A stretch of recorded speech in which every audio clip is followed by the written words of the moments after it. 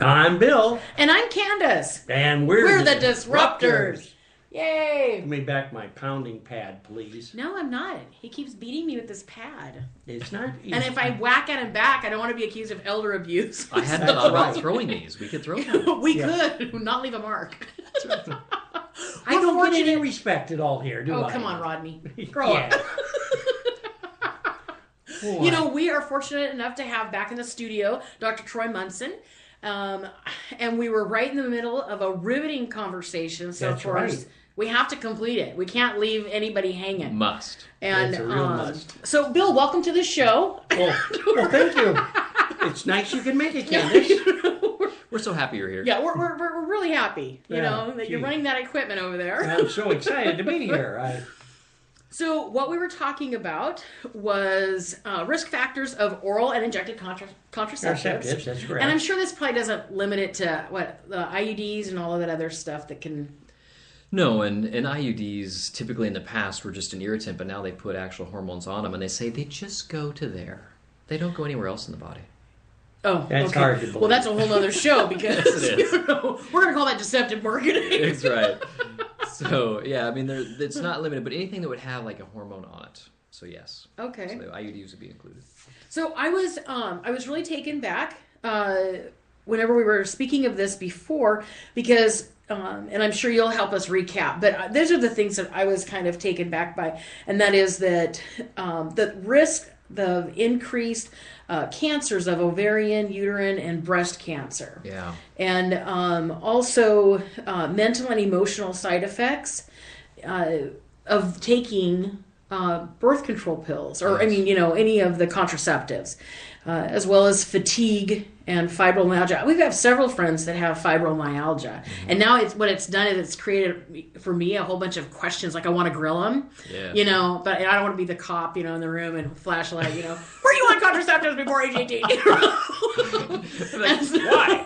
So what I'm going to do is send them to you. Okay, good. And they can call you at...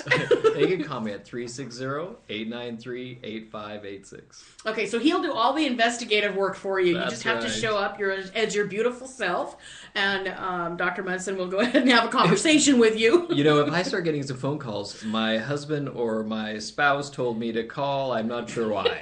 I'll be like, You'll know. I'll just know. Yes. That's it. You'll just know. Just blame I ask Candace. you questions that are kind of invasive. Sure. Let's talk about your cycle. My what? Yeah, right? What's going on here? Yes. So let's kind of pick up right where we left off, unless there's anything else that you want to add to that. Well, no, and speaking of cycles, it really is important for women. So if this is a first time hearing of this, for those of you that listened to the last one, you're going to kind of get a little recap, which is always good. But if you haven't heard this before, at the beginning of the woman's period, we're sloughing off uterine lining. That's what's happening because we didn't have a pregnancy, so now we've got to make new again. We can't just keep it month to month. And so when that's all done, after 3 to 5 days, we start building up estrogen, and estrogen spikes at about day 13, and it makes an egg grow so that your body can ovulate. Then estrogen goes away and stays low, and then progesterone comes right behind it because progesterone means progestation. And progesterone will stay high for almost 2 weeks and then suddenly drop off when there's no implantation of a fertile egg, and now the period begins and the cycle starts itself again. So this is what a woman's cycle is supposed to be like. It's not supposed to be weeks of unhappiness before your period or, it's coming in 3 days or whatever women know that with their body. It's more like, oh, gosh, my period's here. Bill knew that because the ones that he was yes, the women that were around Bill were always angry. That's Remember, right. we learned that in the last show. Angry And he women. talked about pork chops. And That's he right. did. He talked about pork chops. I wanted mine well done. And now the cost of pork chops has gone up over the years, so I may have to come up with a different treat for the hook. So we're not encouraging you to follow Bill's methodology with that. That's true. That's not a good It's scenario. natural, and if you get organic pork chops, you have to admit it's safe. I would expect only organic pork. Yes, Okay. only. So that's kind of a woman's cycle in a nutshell. And when we have stress, we talked about that dysregulates that cycle because we're now taking progesterone and we're converting it to cortisol, which is our stress hormone. We're now short-circuiting that cycle, and now we get more and more problems. And so they go to a doctor because their periods are painful, everything's unhappy, and maybe they're even getting acne and those kinds of things. And the doctor says, well, hey, we can help. And so they put them on birth control, telling them that they're going to regulate their cycle. When in fact, in reality, it's complete dysregulation because they're going to stop their cycle altogether. And so, but women don't know this. And then when they don't produce progesterone, we talked about, we don't mature tissue, and now we allow tissue to continue to replicate. And with the help of estrogen, it tends to replicate out of control, and we call that a cancer. Wow. And so we need that progesterone in a woman's body to really tell all of her tissues that, hey, be mature, stop replicating, and these shenanigans, and let's be adults and mature. So we would rather fix the cycle and then begin to coach the woman on how to begin handling stress so that they don't continue this process, long term. And I have some women that continue, a couple supplements because it just keeps them very, very out of their mind, meaning Sure. not in their mind and worried, but out of that process of worry. And so now they can stay more relaxed, more calm, and they can handle stress better, and their body doesn't get dysregulated again. So what are some more of the risk factors? So last time we talked about a bunch and the emotional stuff, but I want to get into a little bit of cervical dysplasia and ovarian cysts. I want to touch a little bit on gallbladder and hypothyroid if we have an opportunity, and especially heart disease, stroke, blood clots. All that needs to be kind of come out into the light, and so that we can understand what's that process. Any place you want to begin? No. Gallbladder problems, because Okay. that's... This is awesome. So how many people out there have had their gallbladder out? I have mine out. You've had your out. I had mine out when I was 22, I think. 22. Wow. So That long ago. let's talk about why. Listen, Methuselah. She's only 29. Yeah, Well, what is wrong with you? I didn't know they had surgical stuff back in that age. Oh. I heard dirt was invented just after that. Oh, good. Okay. Well, that's great. and Bill's been around before dirt, so. That's right. Before Bert, yes, Dirt. yes. Good Dirt. Bert, yes. So if we're going to look at a gallbladder problem, what does a gallbladder hold? Most people don't even know that it's bile, but you may find a handful that actually do know that it is bile. And if bile becomes thickened for some reason, it becomes very sludgy, it will actually form stones. And so that becomes an irritant to the gallbladder, and now they end up having a gallbladder attack and they'll have their gallbladder out.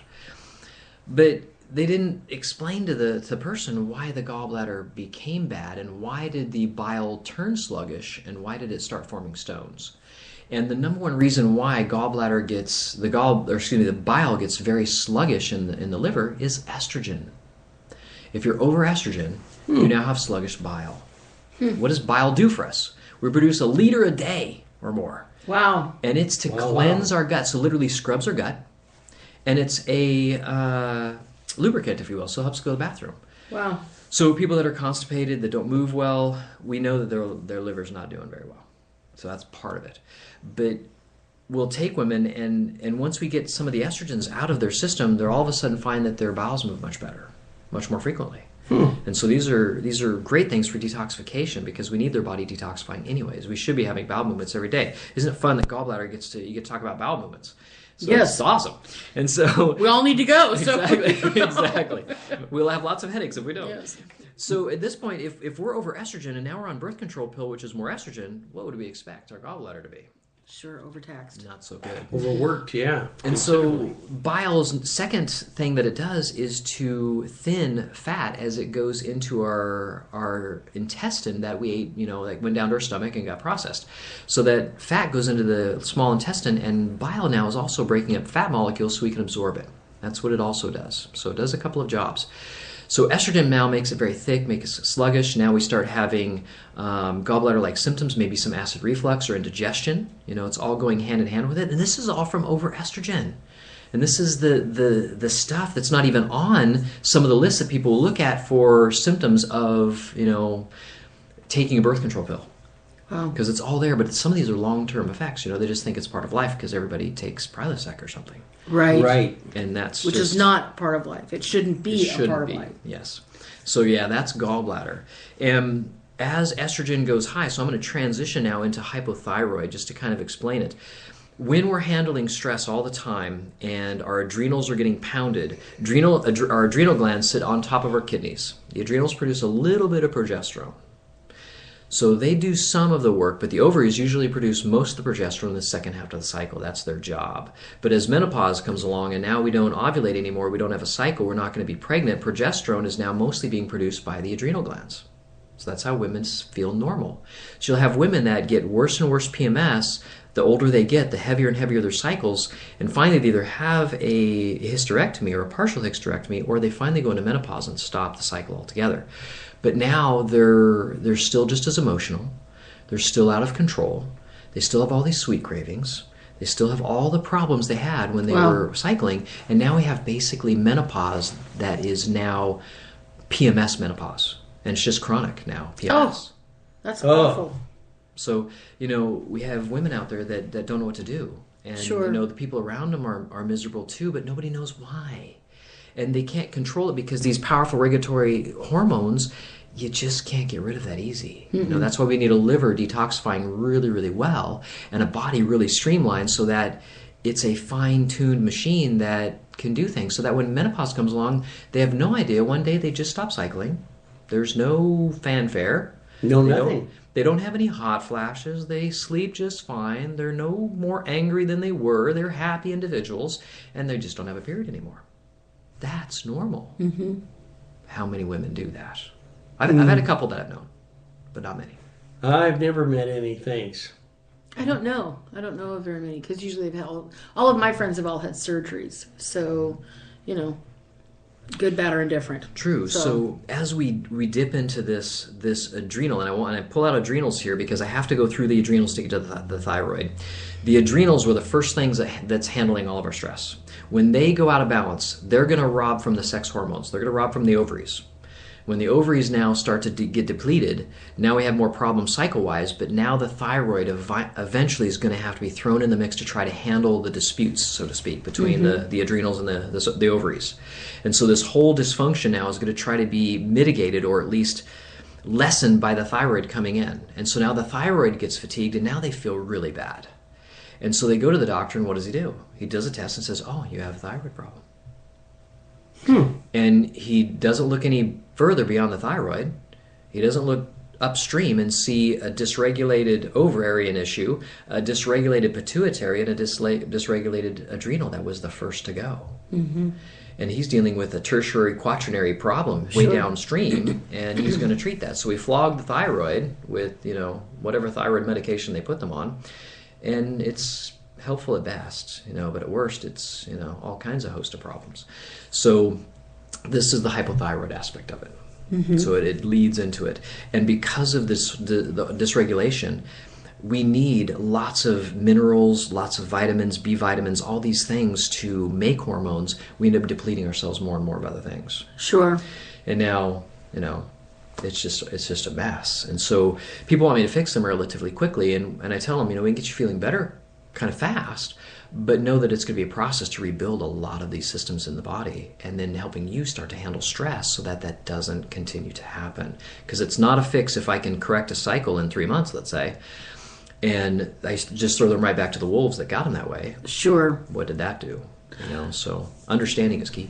Do you find that when people are, it's a sidebar question, but do you find when people start feeling better, they're not as diligent as when they felt, of course, crud? Yeah. So, okay, well, it's the same thing I'm always preaching on: consistency. That's a whole other show, but consistent with your health, consistent with what's going on here. Yeah. Okay, so in the body's going to try a lot of tricks. The higher estrogen I have, I can interconvert estrogen to testosterone. And so if I can do that well enough, I can decrease some of the estrogens and try to balance testosterone. Well, the higher the testosterone gets, the more the ovary is irritated by testosterone and starts producing cysts. So you have this polycystic ovarian disease, or PCOS, that women have. They get this diagnosis, and they get put on, whatever HRT, that, hormone replacement therapy that the doctor thinks might have worked for the last couple people, but I don't know if it's going to work for you. Yeah, just spinning the bottle. Yeah, and so again, we need a liver really strong to pull estrogens out, to pull testosterone out, to begin to